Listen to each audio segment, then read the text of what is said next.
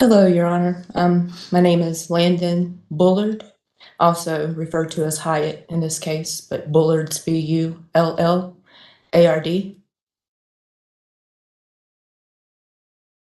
I miss you, Gannon, and I love you to the moon and back again. I know every day you're with me and your sisters, but that will never be taken away.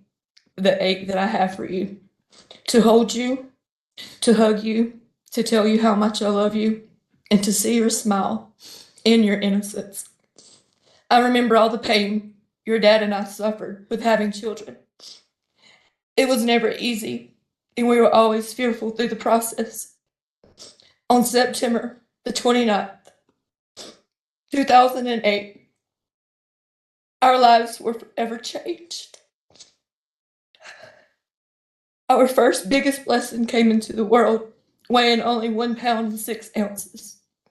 You fought all the odds and developed a personality and a smile that's larger than life. You became my hero that day. You forever changed my heart and my life, and that will never change. That is something that can never be taken away from me. You came into this world fighting. And unfortunately, you left this world fighting. Your Honor, she fought against someone that he loved and trusted. Someone that myself and Albert both trusted and loved. Someone who can never understand what it means to love or trust anyone but herself. For more than 3 agonizing years, I've often wondered what I may say,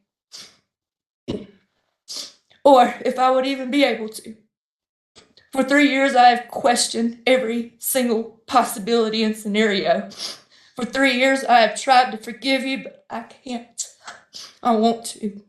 But no parent should have to bury their child.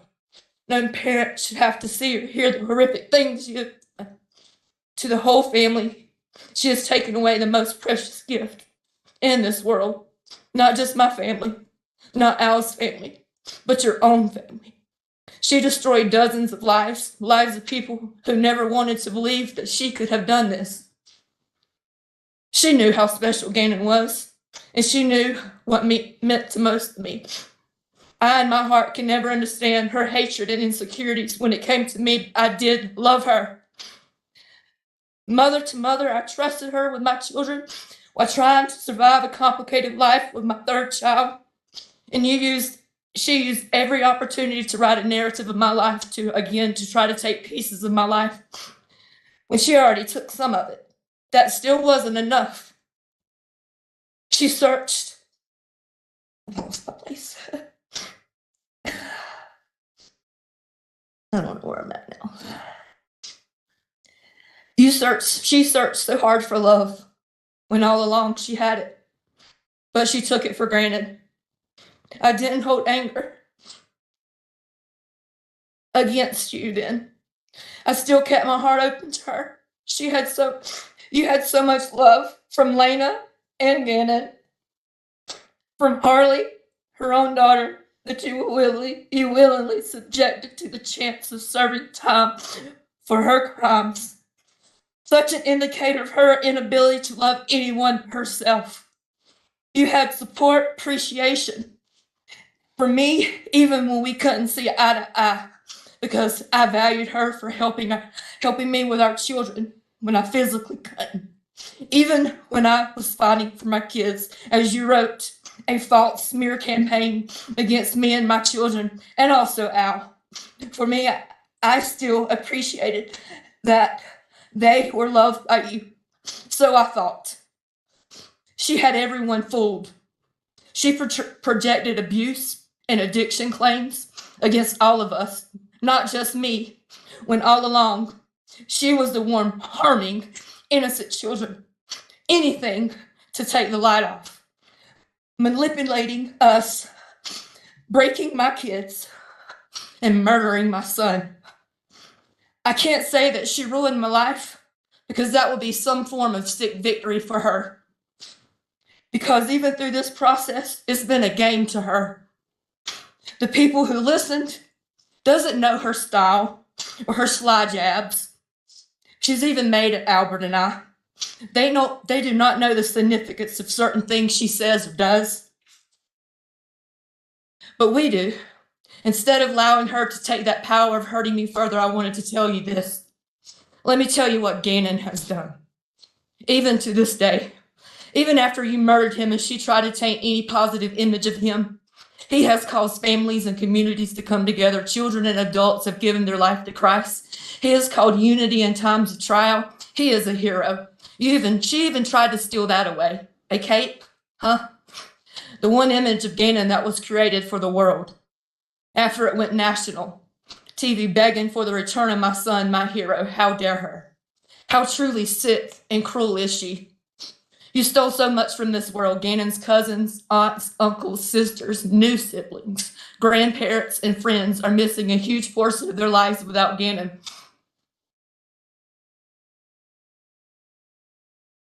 Lena is missing her brother. Your Honor, I've never seen a bond between two siblings so close as theirs. She had to take that. Why? I'm afraid we may never know that answer, will we? I show his baby sister Nova pictures and videos of Gannon so she will always remember who he is, because she stole him from us. He is not forgotten and never will be. And it's so sad to sit here today and face her, a person even Gannon loved, one that I know while she was attacking and killing him and fought for his life, he defended himself against her, still loving her. A love she never deserved from him for what she has done. While she is too much of a coward to even come forward with the truth, she owes it to Gannon. But the lack of remorse and the lack of respect to Gannon through this child, her lack of compassion shows me that she and we were all wrong. She manipulated all of us and never loved Gannon, Lena, or Harley. I've sat here for over a month having to listen to her sick lies, even as she tried to destroy who I was and Albert as a father. I've had to sit and listen and watch every reenactment of images no one wants left in their mind. You wanted to leave us with that, knowing it would torture us. But you underestimated me. I am Landen, Gannon's mom, and that will never change. Through my hurt, anger, and pain, I will never be the monster that she is. I can never be filled with the hate that her heart holds. I pray that we will never have to look at her face again. I will continue to hold on to my faith. Vengeance is not mine, as I surely wish it could be at times, but it's the Lord's. I have to trust in that. Thank you, Judge Warner, for your compassion, your patience through this trial. I want to thank the juror for their attentiveness and time that they took for justice for my boy, to the detectives, officers, legal team for every single second they've poured out into Gannon's case, and to the community for your countless hours. Tisha, that was her biggest mistake. You underestimated this community and this defensive team, Lawson Ranch. They searched for and fought for Gannon within hours, and they never believed your lies from the moment they started. None of these people ever gave up on him. You never looked. All of these people I will forever hold close to my heart. Always Gannon strong. My G-men forever. Justice has been served today. Your Honor, I pray that you just give her the best sentencing, the longest sentencing that you can. This will not bring my son back, but I can sleep soundly for the first time in 3 years, knowing that you can never harm, this defendant can never harm anyone again, knowing Gannon will always be a true hero in a cape. He will always be my son. That will never be taken away.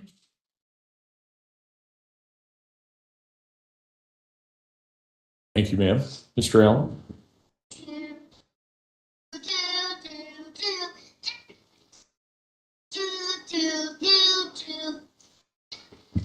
Once I was 7 years old, my mama told me, go make yourself some friends or you'll be lonely. Once I was 7 years old. Do, do, do, do, do, do, do, do. It was a big, big world, but we thought we were bigger, pushing each other to the limits, we were learning quicker.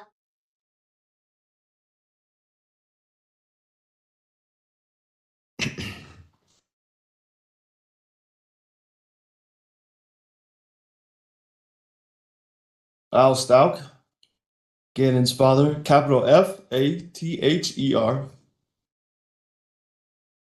Last name Stauch. Stauch. I'm going to start with something from my wife, not to go out of order, but she didn't think she could make it through it. So this is my wife, Melissa, and these are her words. Some may say or think that I wouldn't be here if it weren't for Tisha. In part, that may be accurate, and I would be okay with that, because then Gannon would still be here. I too know the pain of losing a child, and there is no greater pain. We are now lifelong grief partners, as this is a lifelong journey of pain, with 2 sons waiting for us in heaven.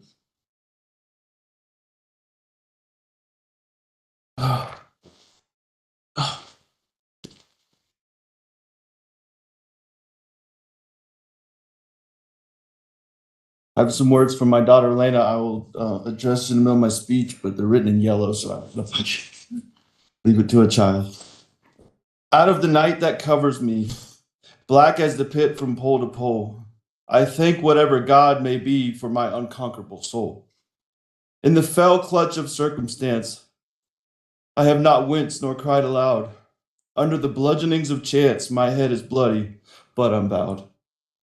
Beyond this place of the wrath and tears looms but the horror of the shade, and yet the menace of the years shall find me unafraid. It matters not how straight the gate, how charged with punishment the scroll.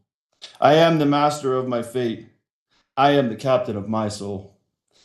The poem I read is named Invictus, translated from the Latin means unconquerable. I quoted this same poem at Gannon's memorial here in Colorado Springs back in August of 2020. Why August of 2020?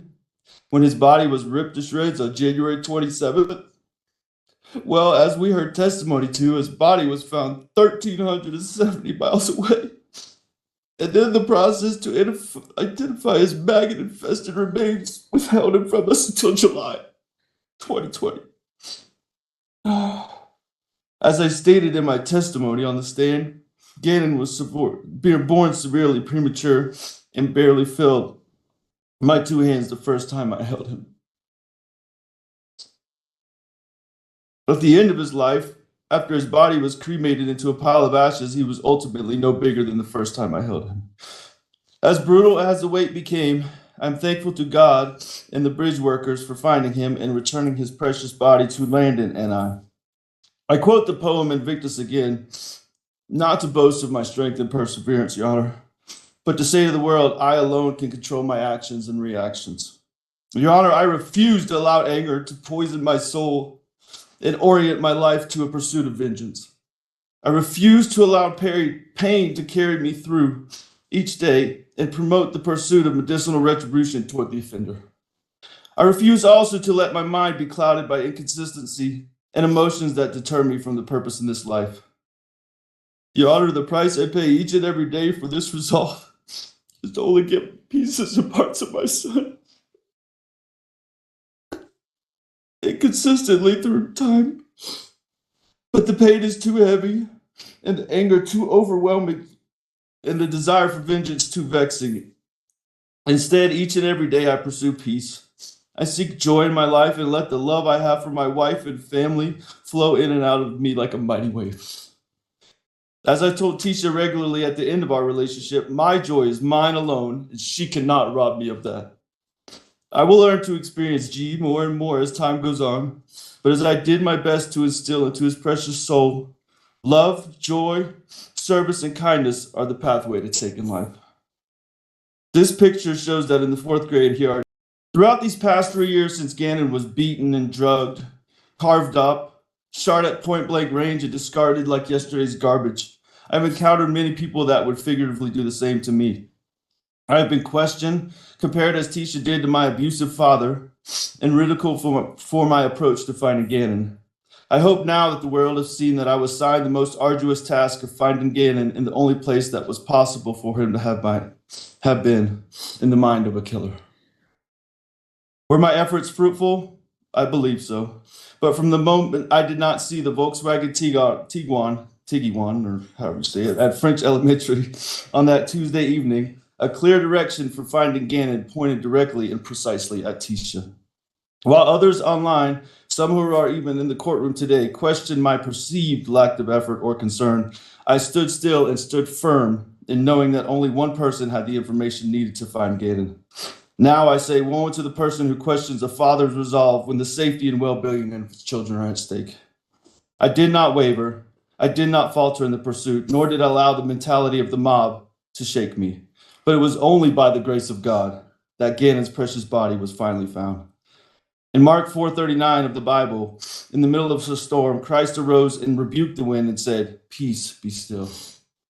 In times of trial in my life, from seeing my father being taken away in handcuffs, to seeing that sweet 1 pound, 6 ounce baby boy for my firstborn son being put into a Ziploc bag after he was born to help regulate his body temperature, and now searching for and never finding my son again, I have but one choice, and that is the times of trial and tribulation to have that peace and be still. As I alluded to previously, that stillness does provide an easy target for many who do not understand peace, hope, and even faith. Some, including Tisha, feasted on my stillness, attacked, and yes, left several scars. One of these scars comes in the form of the financial and residential ruin that began in the early days of this ordeal. I'm just going to skip this part because I don't want to make this any more about me. I'm not seeking any restitution, Your Honor. For the $1.50 a month I received from the defendant, Tisha, would just keep me connected to her for the rest of my life, and I don't want that. So absolutely no restitution, Your Honor. The murderer of which I speak was not always such. When I met Tisha, she was beautiful, extremely intelligent, as many have testified to, and a seemingly successful woman.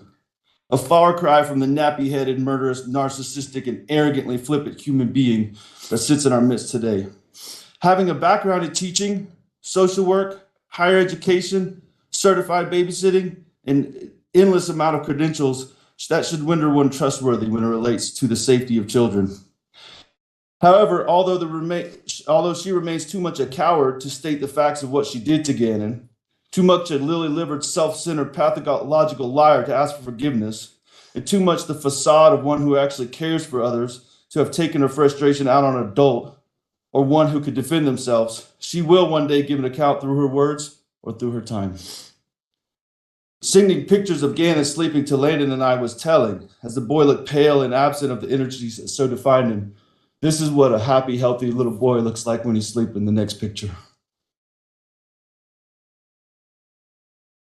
That's what a little boy sleeping looks like. These pictures on the screen are of a happy, healthy little boy that's sleeping sweetly, healthily where he lay. The impact Tisha had as a result of this heinous crime stretches far wider and far deeper than I could depict through my statement today. 2 other people torn to pieces as a result of this are Gannon's sister, Lena, and Harley. Speaking of Harley, I feel as though I've lost 2 children as a result of this tragedy. One of which I will never see on this earth again, and the other which I do not know if a relationship can be salvaged with. Now for Lena. The video you saw as submitted in evidence, her bebopping down the street, is actually an excellent depiction of Lena and her happiness and her joy in life. She is very loving, trusting, and at times way too social. Normally you might be concerned by your little girl talking to the utility guy working in the front yard, but in this case, it was the inside of her own home that was of grave concern. Nonetheless, her loss, Lena's loss, is like none I can even imagine. She lost her big brother, her only brother at the time. I still do not know if she has fully processed or fully understands the gravity of the situation, but regardless has pressed forward and is thriving as best as she can. I am so proud of her. And these are her words. Once again, they're in yellow, so I'll do the best I can. And this is what I asked her if she wanted to say anything to Tisha, and this is what she said in her sweetest mind that she has. That you do not do that to people, especially your stepkids. And that it is never all right to do these things. How sweeter of a response can you get?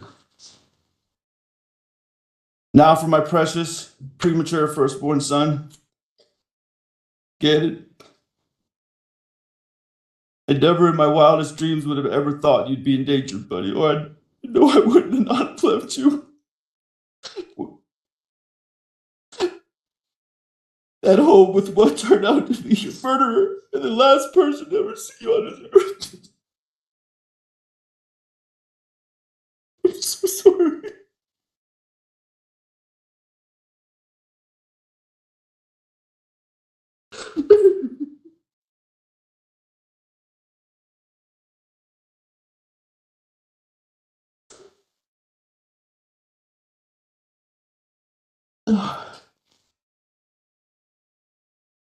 Through a father's eyes, children are truly a gift from God, and among the best and most perfect creations God can make. Your Honor, I do need to clear one thing up with the defense. It was said both in the opening statement and in the closing, somehow Gannon has been compared to a demon. And I understand the process, I do. But if they want to take the case up of Gannon being a demon, I will line people up from Alaska to Denver to Colorado Springs, all the way to South Carolina to testify against them. Gannon was nobody's demon. I don't care how much anyone was abused or anything, he was not anyone's demon.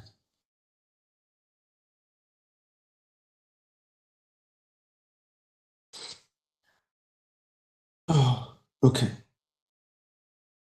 Gannon was truly my buddy. Very recently, before he died, the most alarming thing he did was call me dad. Up until age 10 or 11, I was daddy. But in the last months of his life, I was just dad. A signal that he was coming into those junior high, pre-teenage years.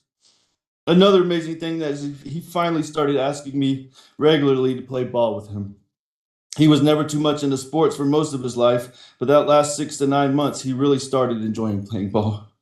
Some of the most memorable times were him running little 5-yard football routes in the street in front of our house. Most of the time he dropped the ball, but he kept asking, let's do it again. I almost had it that time, Daddy. Oh, and that Nintendo Switch. One of the most difficult pieces of evidence to give up was his Nintendo, because that probably has the most of him on it. Knowing I may never see that again is truly devastating. For him, many of his games were not just games, but a challenge to overcome, as I made him beat specific games before I would buy him the next one. I remember not long before he died, him beating the old school Zelda game he had. As he felt he was getting close to beating the final monster, he paused it, ran upstairs, and we sat at the kitchen island, and he beat it right there together with me. He was as excited as I ever saw him. With all of that and all of the pain of only being able to see him play through the one YouTube video he was able to make, which I'm about to play, I can sleep in peace at night because the father I am and the son he is was culminated as always in our final embrace as he ran out of arms and downstairs to watch Pokemon, I in his heart and he in mine. If we could try to play that video, just maybe the first 10 or 15 seconds of it.